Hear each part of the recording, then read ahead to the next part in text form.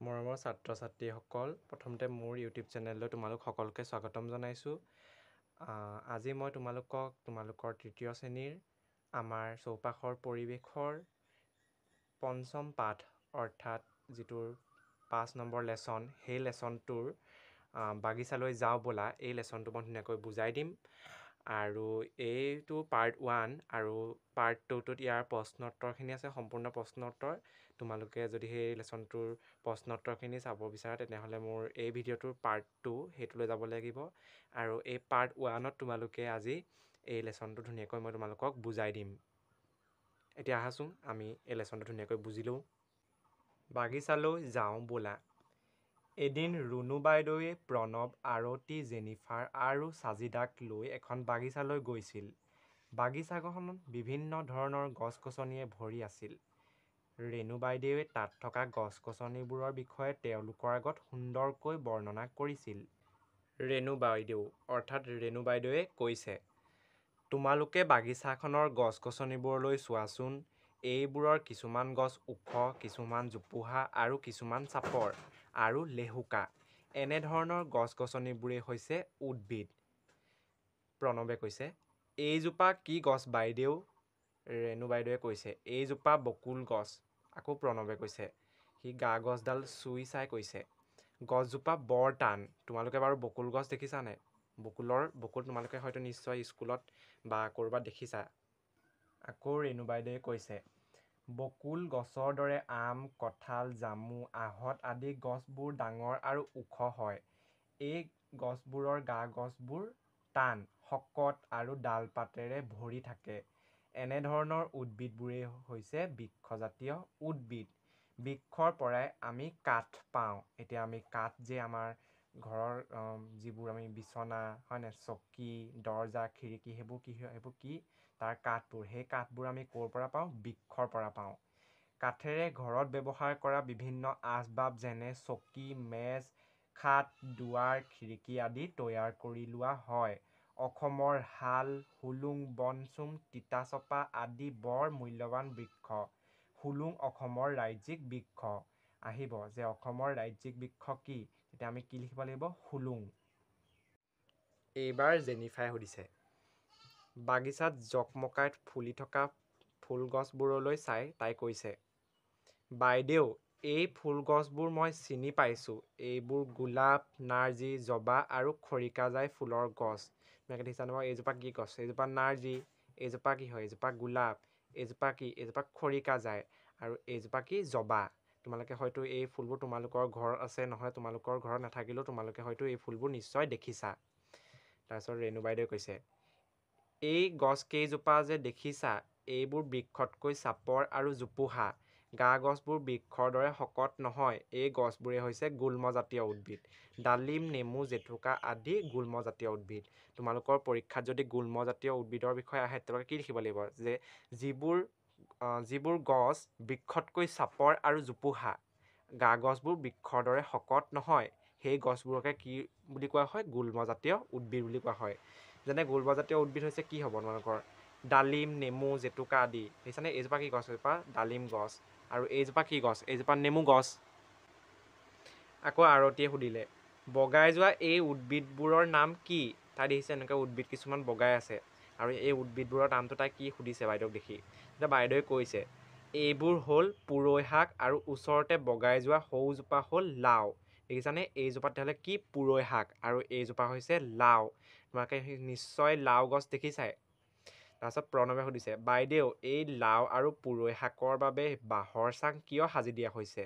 তাৰপিছত সি দেখিছে যে এনেকৈ বাঁহৰ চাং সাজি দিয়া হৈছে আৰু সি বাইদেউক সুধিছে, বাইদেউ যে এই লাও আৰু পুৰৈ শাকবোৰৰ বাবে বাঁহৰ চাং কিয় সাজি দিয়া হৈছে? তেতিয়া ৰেণু বাইদেৱে কৈছে, এই উদ্ভিদবোৰৰ গা গছ লেহুকুৱা হোৱা বাবে এইবোৰে আনৰ সহায় লৈহে বগাই যাব পাৰে। বগাই যাবৰ বাবে এই গছবোৰক বাঁহৰ চাং সাজি দিয়া হয়। পাণ, জালুক, ভেদাইলতা আদি উদ্ভিদবোৰেও আন গছত বগাই যায়। এই উদ্ভিদবোৰেই হৈছে আৰোহী লতা। এতিয়া আৰোহী লতা মানে কি আহিব লাগিব, যিবোৰ উদ্ভিদ কি আন গছত বগাই যায়, নিজে বগাব নোৱাৰে, আনৰ কি আন গছবোৰত বগাই যায়। আনহাতে ৰঙালাও, তৰমুজ আদি গছবোৰে মাটিত বগাই যায়। এনেদৰে বগাই যোৱা উদ্ভিদবোৰেই হৈছে লতাজাতীয় উদ্ভিদ। তেতিয়াহ'লে লতাজাতীয় উদ্ভিদ মানে তোমালোকে কি জানিলা, যিবোৰ উদ্ভিদ মানে এনেকৈ বগাই যায় সেইবোৰে কি লতাজাতীয় উদ্ভিদ। এইজোপা কি বাৰু, তৰমুজ, গৰমৰ দিনত তৰমুজ সকলোৱে খোৱা হয়নে। আকৌ এইজোপা কি ৰঙালাও, ৰঙালাও বহুতেই খোৱা। এয়া হৈছে সেইবোৰ কি লতাজাতীয় উদ্ভিদ। এইবাৰ সাজিদাই সুধিছে, বাইদেউ আমি যে এই ঘাঁহনিৰ ওপৰত থিয় হৈ আছোঁ, এইবোৰ কি জাতীয় উদ্ভিদ? তাই বনবোৰলৈ চালে, তলত গজি থকা, তাৰপিছত বনবোৰলৈ চাই তাই ভাবিলে যে এইবোৰনো কি জাতীয় উদ্ভিদ। তেতিয়া বাইদেৱে কি কৈছে শুনাচোন, এইবোৰ তৃণজাতীয় উদ্ভিদ। তেতিয়াহ'লে বনবোৰ কি জাতীয় উদ্ভিদ, তৃণজাতীয় উদ্ভিদ। ঘাঁহ, দুবৰি বন, ধান আদি তৃণজাতীয় উদ্ভিদ। তেতিয়াহ'লে এতিয়া ঘাঁহ, দুবৰি বন, ধান আদিবোৰ কি তৃণজাতীয় উদ্ভিদ। এই তৃণজাতীয় উদ্ভিদবোৰ সৰু আৰু ইহঁতৰ গা গছ কোমল। কিছুমান তৃণজাতীয় উদ্ভিদৰ গা গছ ফোপোলা, যেনে বাঁহ গছ। গা গছ টান আৰু ওখ হ'লেও বাঁহ গছ এবিধ তৃণজাতীয় উদ্ভিদ। পৃথিৱীৰ আটাইতকৈ ওখ তৃণ হ'ল বাঁহ গছ। এতিয়া পৃথিৱীৰ আটাইতকৈ ওখ তৃণ গছ কি হ'ব, বাঁহ গছ। এতিয়া প্ৰশ্ন এটা দিছে যে কওঁ আহা, প্ৰণৱ, আৰতি, জেনিফাৰ আৰু সাজিদাই বাগিচাত কি কি গছ দেখা পাইছিল? আমি দেখিছিলে কি কি গছ দেখা পাইছিলে, নাৰ্জী ফুলৰ গছ হয়নে, তাৰপিছত তগৰ ফুলৰ গছ, তাৰপিছত জবা ফুলৰ গছ, আকৌ কি গছ দেখা পাইছিলে, ডালিম গছ, নেমুটেঙা গছ হয়নে, সেই তেনেকুৱা বিভিন্ন ধৰণৰ গছ সিহঁতে কি কৈছিলে দেখা পাইছিলে। তাৰপিছতে এই ভাগত দিয়া আছে ক্ৰিয়াকলাপ 1, তোমাৰ বিদ্যালয় আৰু ঘৰৰ চৌপাশে থকা উদ্ভিদবোৰ নিৰীক্ষণ কৰা। তোমাৰ বিদ্যালয় আৰু তোমালোকৰ ঘৰৰ চাৰিওফালে থকা উদ্ভিদবোৰ চাবলৈ গৈছে। কি দেখিছা? সকলোবোৰ উদ্ভিদ দেখিবলৈ একেই নে? তোমালোকৰ বাৰু স্কুলৰ চাৰিওফালে থকা বা ঘৰৰ চাৰিওফালে থকা চব গছবোৰ একেই হয় জানো? নহয় নহয়, সেইটোকে কৈছে। তুমি দেখা উদ্ভিদবোৰক গঠন অনুযায়ী তলৰ তালিকাখনত শ্ৰেণীভুক্ত কৰা। এতিয়া ওখ আৰু ঠাল ঠেঙুলিযুক্ত মানে যিবোৰ ডাঙৰ ডাঙৰ গছ, বৃক্ষ। এতিয়া যিবোৰ ডাঙৰ ডাঙৰ গছ সেইবোৰ কি বুলি কোৱা হয়, বৃক্ষ বুলি কোৱা হয়। তেনেকৈ লিখিব পাৰা তোমালোকে চাই পিনে কি হ'ব, তোমালোকৰ হয়তো আমলখি হয়নে, শিলিখা, তাৰপিছত কি হ'ব বগৰী, এইবোৰ ডাঙৰ ডাঙৰ গছ। আকৌ চাপৰ আৰু জোপোহা, গুল্ম। এতিয়া গুল্মজাতীয় উদ্ভিদ আমি পাইছিলোঁ, কি পাইছিলোঁ বাৰু, আমি কি পাইছিলোঁ, ডালিম হয়নে, গোল নেমু বা নেমু গছ, তাৰপিছত জেতুকা গছ হয়নে, সেইবোৰ কি গছ, গুল্মজাতীয় উদ্ভিদ।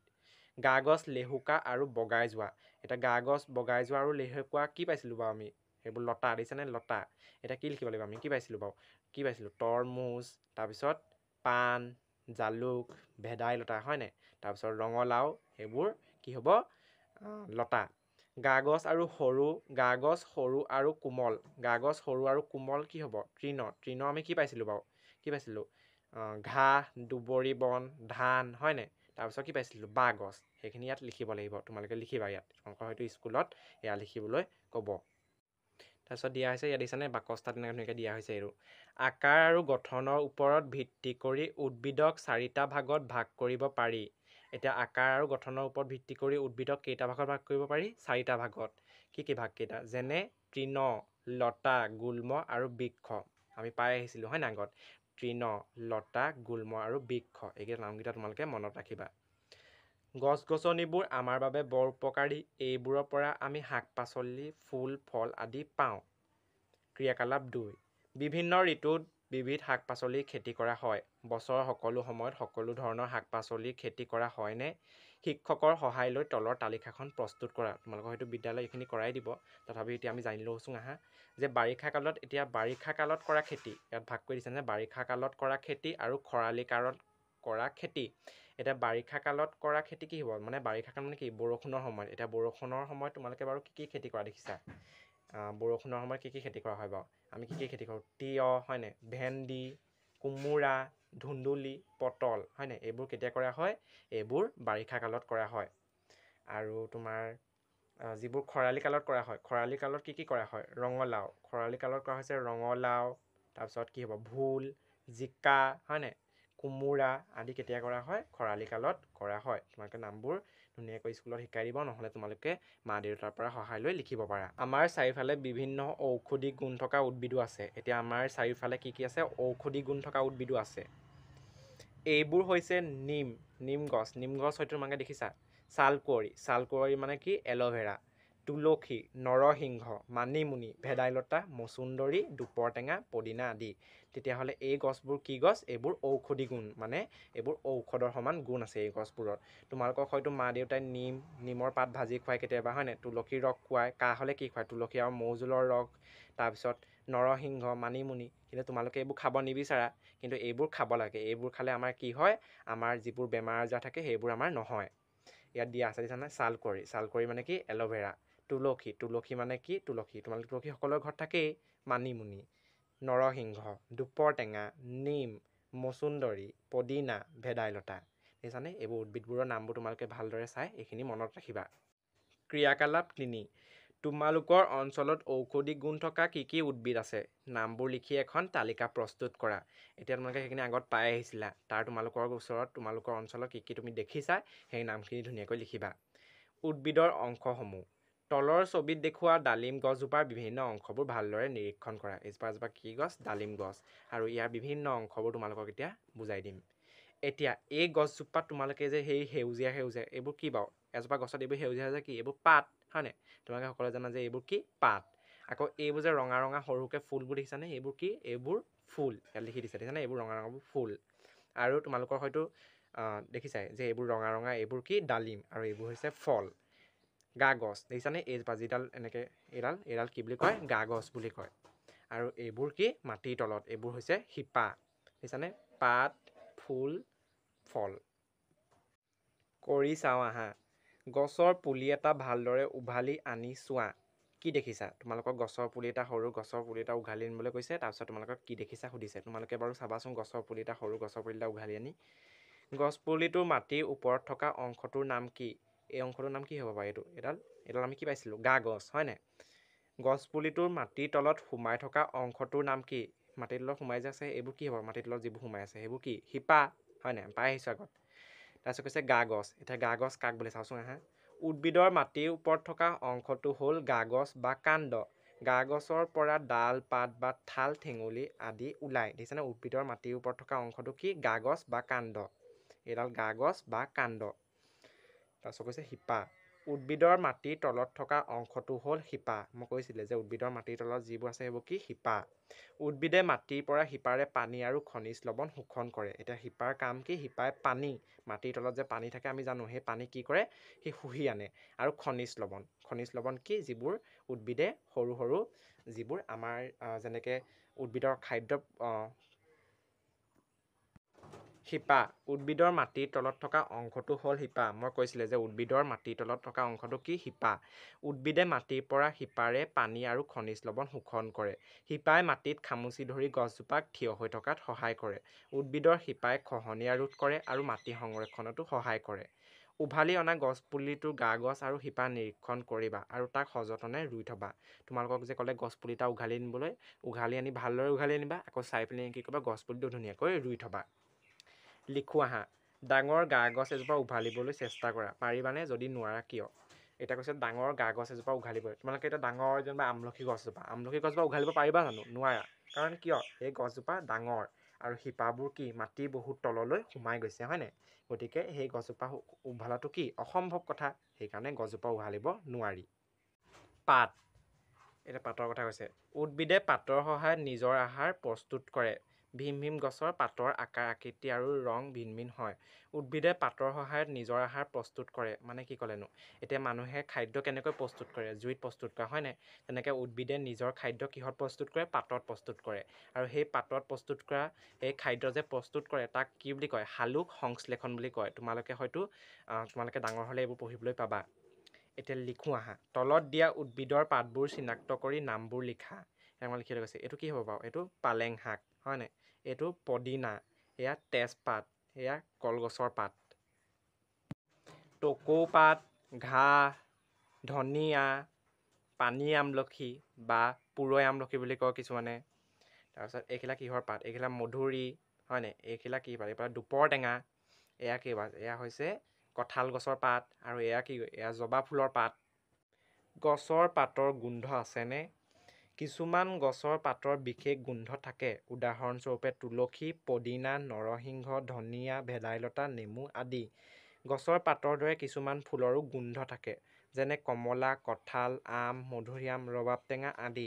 এই ফুলবোৰ কাটিলে আমি দূৰৰ পৰাই গোন্ধৰ পাওঁ হয় নাই বাৰু? গোন্ধ পোৱা নোপোৱা তোমালোকে? তেনেকুৱা মা দেউতাই যেতিয়া কমলা, কঁঠাল, আম, মধুৰিআম, ৰবাব টেঙা আদিবোৰ কাটে, আমি দূৰৰ পৰাই গোন্ধ পাওঁ, সেইটোকে কৈছে। ফুল ভিন ভিন ঋতুত সাধাৰণতে বিভিন্ন ধৰণৰ ফুল ফুলে। ডালিয়া, নাৰ্জী আদি শীতকালত ফুলা ফুল। শীতকালত ফুলা ফুল কি? ডালিয়া, নাৰ্জী। আনহাতে কপৌ, নাহৰ, তগৰ আদি বসন্ত কালত ফুলা ফুল। এতিয়া বসন্ত কালত ফুলা ফুল কি হ'ব? কপৌ আৰু নাহৰ, তগৰ। আন কিছুমান ফুল আকৌ গোটেই বছৰ ধৰি ফুলি থাকে। এতিয়া গোটেই বছৰ ধৰি ফুলি থকা ফুলো আছে, সেইবোৰ কি হ'ব? গোলাপ, জবা, কৰবী, এইবোৰ কি গোটেই বছৰ ধৰি ফুলি থাকে। শেৱালি, হাচনাহানা আদি ৰাতি ফুলা ফুল। এতিয়া ৰাতি ফুলা ফুল কি? শেৱালি আৰু হাচনাহানা।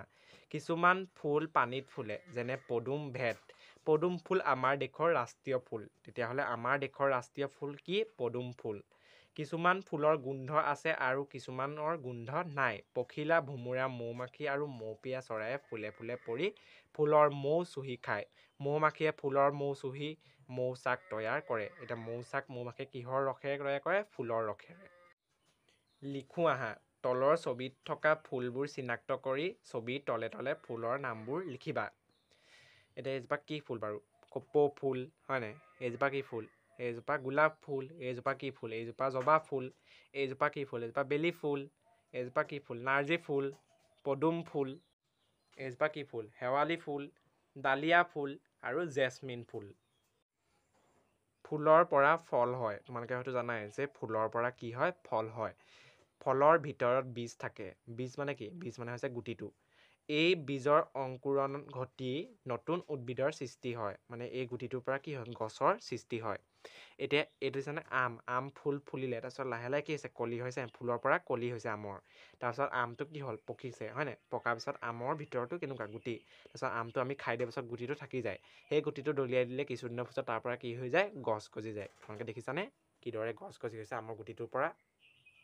বাকী তোমালোকৰ ভিডিঅ'টো ইমানেই আছিলে। এইটোৰ লেচনটো সম্পূৰ্ণ হ'ল। আৰু যদিহে ভালদৰে লেচনটো বুজি পালা আৰু মোৰ কথাখিনি ভালদৰে শুনিলা আৰু ভিডিঅ'টো চালা, তেতিয়াহ'লে মোৰ চেনেলটো ছাবস্ক্ৰাইব কৰি দিবা। আৰু যদি এই লেচনটোৰ প্ৰশ্ন উত্তৰখিনি তোমালোকে পাবলৈ বিচৰা, তেনেহ'লে এই ভিডিঅ'টোৰ যিটো পাৰ্ট 2, সেই পাৰ্ট 2 তোমালোকে ভিডিঅ'টো চাব লাগিব। তাত এই লেচনটোৰ প্ৰশ্ন উত্তৰখিনি দিয়া আছে। তো ঠিক আছে, আজিলৈ ইমানেই। ধন্যবাদ।